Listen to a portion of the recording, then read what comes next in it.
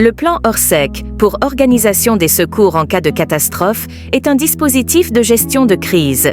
Il s'agit d'un plan polyvalent qui vise à organiser la mobilisation et la coordination des moyens de secours en cas d'événements graves, qu'ils soient d'origine naturelle ou technologique. Objectifs du plan Orsec. Les objectifs du plan Orsec sont les suivants. Protéger les populations en cas de catastrophe, limiter les dégâts matériels, rétablir la vie normale le plus rapidement possible.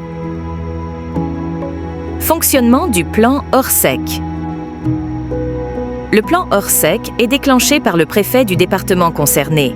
Il est mis en œuvre sous l'autorité du préfet qui dirige les opérations de secours.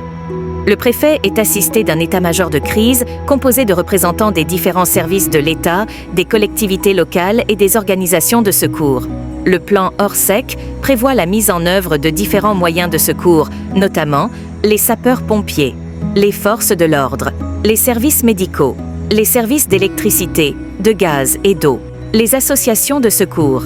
Le plan Orsec prévoit également la mise en place de mesures de soutien à la population, telles que l'hébergement d'urgence, la distribution de nourriture, l'aide psychologique, les différents types de plans Orsec. Il existe différents types de plans Orsec en fonction du type de catastrophe. Plan Orsec intempéries. Ce plan est déclenché en cas de fortes intempéries, telles que des inondations, des tempêtes ou des chutes de neige. Plan Orsec séisme. Ce plan est déclenché en cas de tremblement de terre. Plan Orsec accident industriel.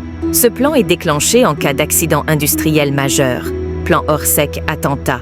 Ce plan est déclenché en cas d'attentat terroriste. Exercice. Des exercices sont régulièrement organisés afin de tester le plan Orsec et de s'assurer de son efficacité.